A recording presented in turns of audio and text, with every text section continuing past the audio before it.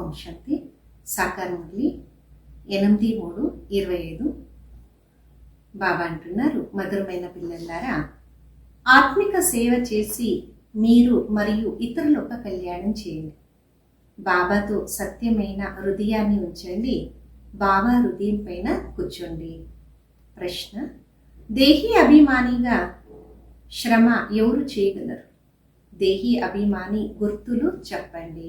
జవాబు: ఎవరికి చదువుతో బాబాతో అనంతమైన ప్రేమ ఉంటుందో వాళ్ళు దేహీ అభిమానిగా అయ్యే శ్రమ చేస్తూ ఉంటారు. వాళ్ళు శీతలంగా ఉంటారు, ఎక్కువ మాట్లాడరు, బాబాతో ప్రేమ ఉంచుకుంటారు. నడత చాలా రాయిల్గా ఉంటుంది. వాళ్ళకి నశ ఉంటుంది. మనకి భగవంతుడే చదివిస్తారు. మనము వాళ్ళ సంతానం. వాళ్ళు సుఖంగా ఉంటారు. ప్రతి అడుగు శ్రీమత అనుసారంగా తీసుకుంటూ ఉంటారు. ఓం శాంతి. పిల్లలకి సేవా సమాచారము వినిపించాలి. తర్వాత ముఖ్యంగా ఏ మహారథి సేవా పిల్లలు ఉన్నారో వాళ్ళతో ఆజ్ఞ కూడా తీసుకోవాలి. బాబా తెలుసు, సేవాదారి పిల్లల ఒక విచార సాగర మంతనం నడుస్తూ ఉంటుంది. మేళ మరియు ప్రదర్శనీల ఒపీనియన్ ఎవరితో తీసుకోవాలి? ఎటువంటి పాయింట్స్ వినిపించాలి? శంకరాచార్యులు మీ దగ్గర వచ్చినారనుకోండి, వాళ్ళకు కూడా అర్థమవుతుంది ఈ జ్ఞానం అయితే చాలా ఉన్నతంగా ఉంది. వీళ్ళకి చదివించే వాళ్ళు తీక్ష్ణంగా ఉండొచ్చు. భగవంతుడే చదివిస్తారు, అదైతే వాళ్ళు ఒప్పుకోరు. ప్రదర్శని ఉద్ఘాటన చేస్తారు. వాళ్ళకి ఏమేం చెప్పాలి? సమాచారము అందరికీ చెప్పాలి కదా. లేదు అంటే టేప్లో షార్ట్లో నింపేసి పంపించాలి. ఎలాగా గంగేదాది శంకరాచార్యులకి చెప్తున్నారు. ఇటువంటి సేవాదారి పిల్లలు బాబా ఒక హృదయం పైన కూర్చుంటారు. స్థూలమైన సేవ కూడా ఉంది. అయితే బాబాకి అటెన్షన్ ఆత్మిక సేవ వైపే వెళ్తుంది. ఎంతో మంది కళ్యాణం చేస్తారు కదా. భలే కళ్యాణం అయితే ప్రతి విషయంలో ఉంది. బ్రహ్మ భోజనం చేసేది కూడా కళ్యాణమే. అయితే యోగయుక్తంగా చేయాలి. ఇలాగా యోగయుక్తంగా భోజనం చేసేవాళ్ళు బండారాన్ని శాంతిగా ఉంచుతారు. స్మృతి యాత్ర పైనే ఉంటుంది. ఎవరే వస్తే కూడా తక్షణం వాళ్ళకి చెప్పాలి. బాబా తెలుసుకుంటారు సేవాదారి పిల్లలు ఎవరు ఇతరులు కూడా చెప్పగలరు. వాళ్ళని సేవల పిలుస్తూ ఉంటారు కదా. ఎవరు సేవ చేస్తారో వాళ్ళు బాబా హృదయం పైన కూర్చొని ఉంటారు. బాబా ఒక అటెన్షన్ మొత్తం సేవాదారి పిల్లలపైనే ఉంటుంది. కొంతమంది సమ్ముఖము మురళి వింటే కూడా ఏం అర్థం చేసుకోరు. ధారణ కాదు, ఎందుకంటే అర్థకల్పం ఒక దేహ అభిమానం అనే అనారోగ్యము చాలా పెద్దగా ఉంది. దాన్ని తొలగించేదానికి శ్రమ చేయాలి. చాలా తక్కువ మంది చాలా మంచిగా పురుషార్థం చేస్తారు. ఎంతో మందికి దేహ అభిమానంలోనే శ్రమ ఉంటుంది. దేహి అభిమాని అయ్యే శ్రమ అందరూ చేయలేదు. బాబా చెప్తున్నారు, పిల్లలారా, ఆత్మ అభిమానిగా అయ్యేది చాలా శ్రమ. భలే కొంతమంది చాట్ పంపిస్తారు, అయితే పూర్తి లేదు కదా. అయితే ఏమో ఒక అటెన్షన్ ఉంచుకున్నారు.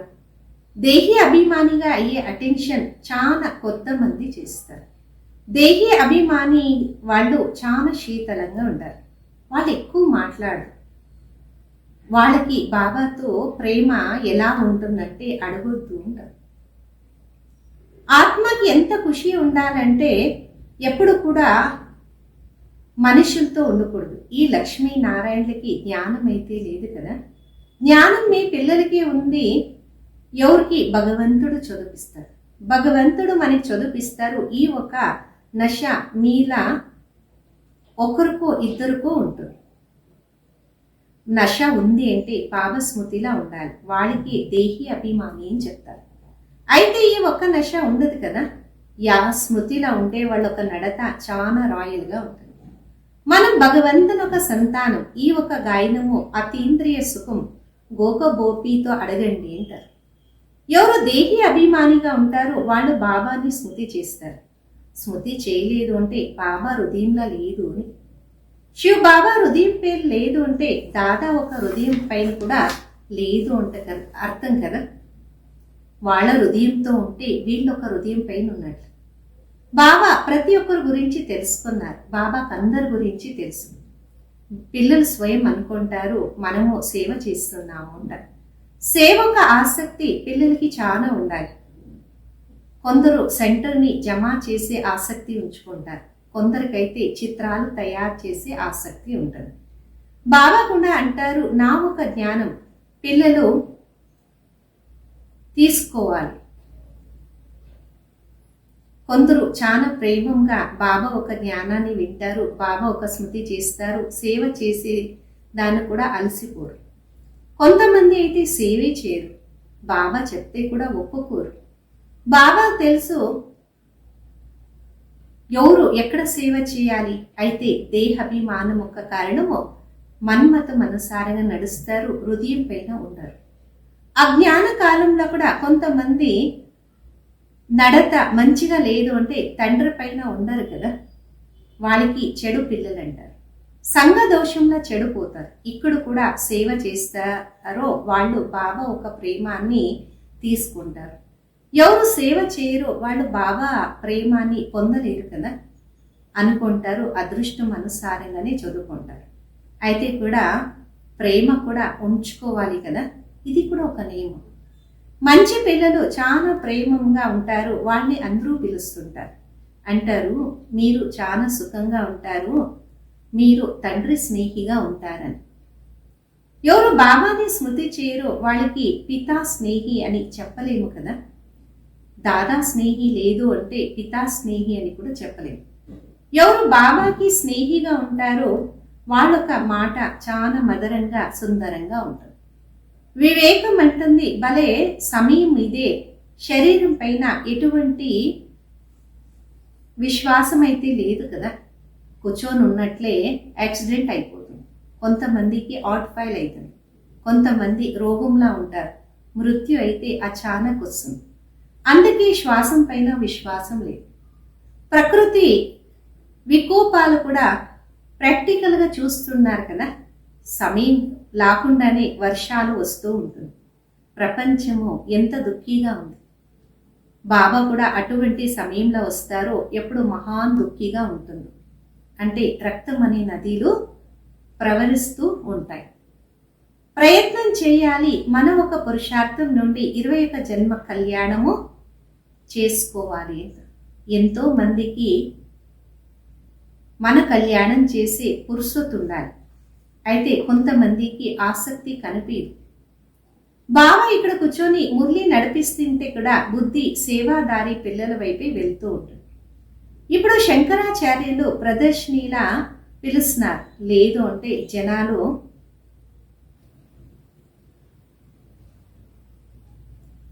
ఎక్కడా వెళ్ళరు కదా, పెద్ద మండపం వేయాలి, వాళ్ళకి గౌరవం కూడా ఇవ్వాలి, పైన సింహాసనం పైన కూర్చోపెట్టాలి. అలా కాదు తోడు కూర్చోవాలి అంట, లేదు గౌరవము చాలా ఇవ్వాలి. నిర్మాణంగా ఉండేవాళ్ళు ఎండి సింహాసనంలా కూర్చోరు. బాబా చూడండి ఎంత సాధారణంగా ఉన్నారు, ఎవరికి వాళ్ళ గురించి తెలియదు. పిల్లలు కూడా ఎవరో ఒకరు అర్థం చేసుకుంటారు. ఎంత నిరంకారి తండ్రి కదా.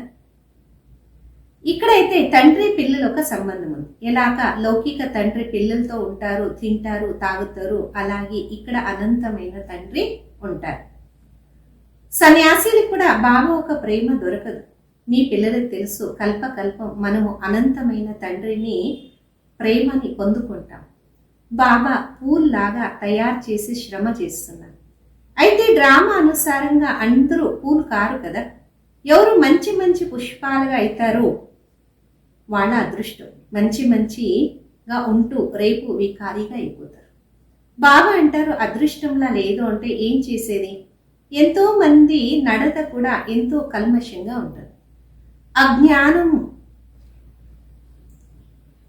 ఆజ్ఞ ఒక ఉల్లంఘన చేస్తారు. బాబా మతం పైన నడీరు అంటే ఇంకా ఏ గతి పొందుతారు. ఉన్నతమైన బాబా ఇది ఎవరికి తెలియదు కదా. మళ్ళా దేవతల ఒక చిత్రాన్ని చూడండి. ఈ లక్ష్మీనారాయణులు ఎంత ఉన్నతంగా ఉన్నారు. అయితే మనుషులకు తెలియదు, వాళ్ళని ఇలా ఎవరు చేస్తున్నారు. బాబా మీ పిల్లలకి రచయిత మరియు రచన ఒక జ్ఞానాన్ని మంచిగా కూర్చొని చెప్తున్నారు. మీరు మీ ఒక శాంతిధామాన్ని, సుఖధామాన్ని స్మృతి చేయాలి.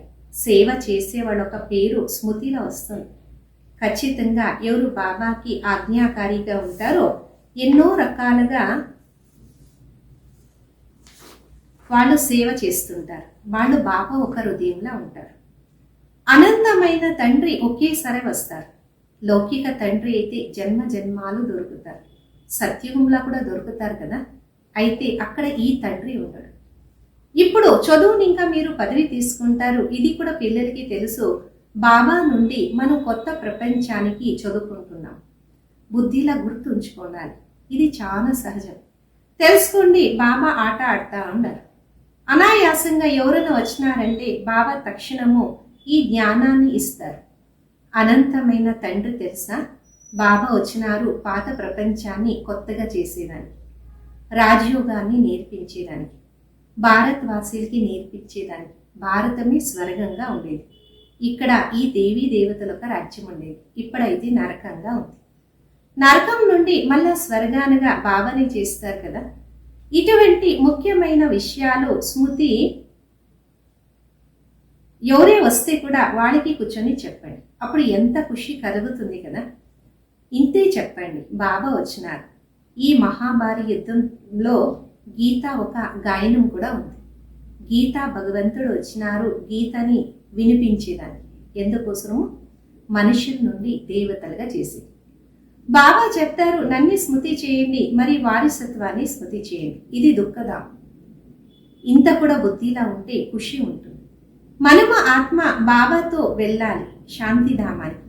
మళ్ళా అక్కడి ఇంకా పాత్రాన్ని అభినయించేదానికి మొట్టమొదలు సుఖధామానికి రావాలి. ఎలా కాలేజీలో చదువుకుంటారో అనుకుంటారు మనము ఈ చదివి మళ్ళా ఇలాగైతాము అంటారు. లాయర్ అవుతాము, పోలీస్ సూపరింటెండెంట్ అవుతాము, ఇలాగ పాస్ చేస్తాము. ఖుషి అనే పార కలుగుతుంది కదా. మీ పిల్లలు కూడా ఖుషి ఉండాలి. మనము అనంతమైన బాబా నుండి ఈ వారసత్వాన్ని పొందుకుంటున్నాం. మళ్ళా మనం స్వర్గంలో మన మహలు తయారు చేస్తాం. మొత్తం రోజు బుద్ధిలో ఈ చింతన జరుగుతూ ఉంటే ఖుషి ఉంటుంది. మీరు మరియు ఇతరులు ఒక కళ్యాణం చేయండి. ఏ పిల్లల దగ్గర జ్ఞానధనం ఉంటుందో వాళ్ళకి దానం చేయాలి. ఇదే వాళ్ళ ఒక కర్తవ్యం. ధనం ఉంది దానం చేయలేదు అంటే వాళ్ళకి కంజూస్ అంటారు కదా. వాళ్ళ దగ్గర ధనం ఉంటే కూడా లేదు అన్నట్లే అర్థం. ధనం ఉంది అంటే దానం చేయండి. మంచి మంచి మహాభారతి పిల్లలు ఎవరున్నారో వాళ్ళు ఎల్లప్పుడూ బాబా హృదయం పైనే కూర్చుంటారు. కొంతమందికి ఆలోచన వస్తుంది, వీళ్ళు విరిగిపోతారేమో అంట. పరిస్థితులు అలా ఉంది. దేహ అహంకారం చాలా ఉంది. కొద్ది సమయంలో చెయ్యి వదిలేసి వెళ్ళి ఇంట్లో ఉంటారేమో అంట. మురళి చాలా మంచిగా చెప్పచ్చు. అయితే దేహాభిమానం చాలా ఉంది. కొద్దిగా కూడా బాబా హెచ్చరిస్తే తక్షణము విరిగిపోతారు. లేదు అంటే గాయనం ఉంది, ప్రేమించండి, లేదంటే 2 తుకడాలు చేయండి. మేము బాబా ఏం చెప్తారో అదే కరెక్ట్. కొంతమందికి కోపం వచ్చేసింది. ఇటువంటి పిల్లలు కూడా ఉన్నారు. కొందరైతే చాలా ధన్యవాదాలు అర్పిస్తూ ఉంటారు. కొందరు లోపల కాల్చుకుంటూ ఉంటారు. మాయా దేహాభిమానం చాలా ఉంది కదా. ఇటువంటి పిల్లలు కూడా ఉండారు. మురళిని వినరు. కొంతమంది మురళి వినకుండా ఉండలేరు. మురళి చదువు లేదు అంటే వాళ్ళొక అటం కదా. మీలా కూడా జ్ఞానం ఉంది,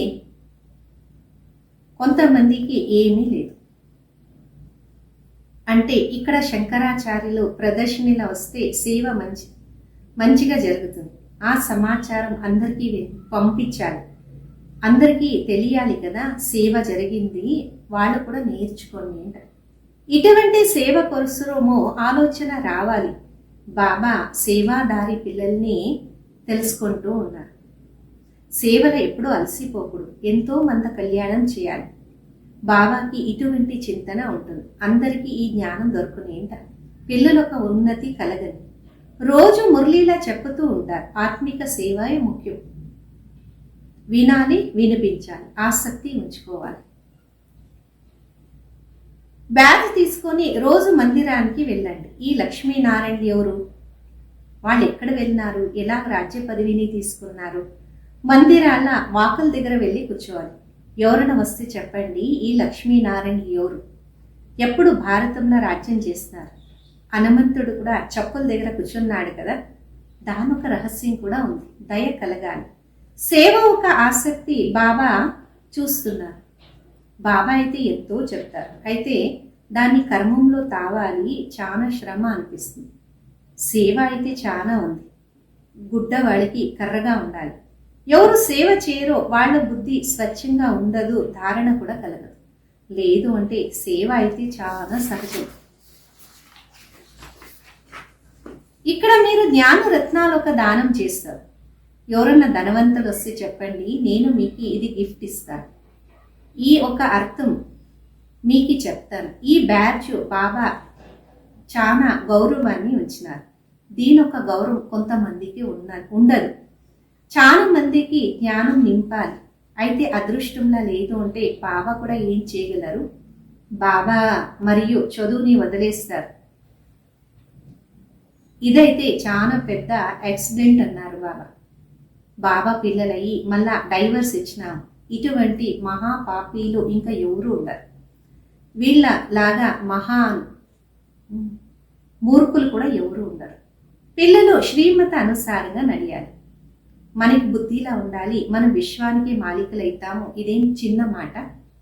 గుర్తుంచుకోవాలి, ఖుషీగా ఉండాలి. స్మృతి చేయలేదు అంటే పాపాలు కూడా భస్మం కాదు కదా. దత్తు తీసుకున్నారు, ఖుషి అని ఒక పార పెరగాలి. అయితే మాయ చాలా విఘ్నాలు వేస్తూ ఉంటుంది, పిల్లల్ని పడేస్తూ ఉంటుంది. ఎవరు శ్రీమత అనుసారంగా నడియరో వాళ్ళకి ఏం పదవి దొరుకుతుంది. కొత్తగా మతాన్ని ఇచ్చినారు, తేలిగ్గా ఉండే పదవిని తీసుకున్నారు. మంచి మతాన్ని తీసుకుంటే ఉన్నతమైన పదవి కూడా పొందొచ్చు కదా. అనంతమైన రాజ్యధాని స్థాపన అవుతా ఉంది. దీంట్లో ఖర్చు అనే మాటే లేదు.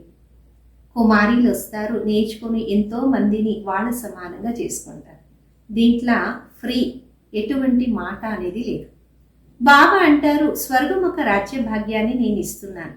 నేను స్వర్గంలా రాను. శివబాబా అయితే తాత కదా, వాళ్ళు ఖర్చు తీసుకొని ఏం చేస్తారు. వీళ్ళు కూడా అన్ని ఇచ్చినారు, వారసులుగా చేసుకున్నారు. దాని బదులు చూడండి రాజ్యం దొరుకుతా ఉంది కదా. ఈ ముందు ముందు ఉదాహరణగా ఉండాలి. మొత్తం విశ్వంపైనే స్వర్గం ఒక స్థాపన జరుగుతుంది. నయ్యా పైసా ఖర్చు కూడా లేదు. मीठी मीठी सिखिलदे बच्चों प्रति माता पिता बाप दादा का याद प्यार और गुड मॉर्निंग। रूहानी बाप की रूहानी बच्चों को नमस्ते। हम रूहानी बच्चों की रूहानी माता पिता बाप दादा को याद प्यार गुड मॉर्निंग और नमस्ते। धारण కొరకు ముందు పితా స్నేహిగా ఉండాలి అంటే చాలా చాలా సుఖదాయిగా కావాలి. మన ఒక మాట నడత ముందు చాలా మధురంగా రాయల్గా ఉంచుకోవాలి. సేవాదారిగా కావాలి, నిరంకారిగా ఉండి సేవ చేయాలి. రెండోది చదువు మరి తండ్రిని వదిలేసి ఎప్పుడూ కూడా అపఘాతాలు అంటే మహాపాపిగా కాకూడదు. ముఖ్యమైనది ఆత్మిక సేవ. ఈ సేవల ఎప్పుడూ అలసిపోకూడదు. జ్ఞాన రత్నాలకు దానం చేయాలి, కంజూస్ కాకూడదు. వరదానం సదా నిజ ధామం నిజ స్వరూపం ఒక స్మృతిలో ఉపరామంగా అతీతంగా ప్రియభవ. నిరాకారి ప్రపంచం మరి నిరాకారి స్మృతి సదా అతీతమైన ప్రియంగా తయారు చేస్తుంది. మనం ఉండేది నిరాకారి ప్రపంచం ఒక నివాసం. ఇక్కడ సేవా అర్థంగా అవతరితలైనాం. మనము ఈ మృత్యులోక నివాసి కాదు, మనము అవతరించినాం. ఈ చిన్న మాట స్మృతి ఉంచుకున్నప్పుడు మనం అతీతంగా ఉండగలం. ఎవరు అవతారం అని తెలుసుకోరో వాడు గృహస్థి అనుకుంటారు. గృహస్థి గాడిని ముందు తీసుకొని వెళ్ళేదానికి చిక్కేసుకుంటారు. గృహస్థి అంటే భారం ఒక స్థితి, అవతారం అంటే తేలిగ్గా ఉండే స్థితి. అవతారం అనుకున్నప్పుడు మన నిజ ధామము నిజ స్వరూపం గుర్తుంటుంది, మనము అతీతంగా అవుతాము. స్లోగన్ బ్రాహ్మణులు ఎవరంటే శుద్ధి మరియు విధిపూర్వకంగా ప్రతి కర్మాన్ని చేస్తారో వాళ్ళు. అవ్యక్త ఇషారా సత్యత మరియు సభ్యత అనే కల్చర్ని మీ దానిగా చేసుకోండి. ఎవరు నిర్మాణంగా ఉంటారో వాళ్ళే నవ నిర్మాణాన్ని చేసేకి సాధ్యం.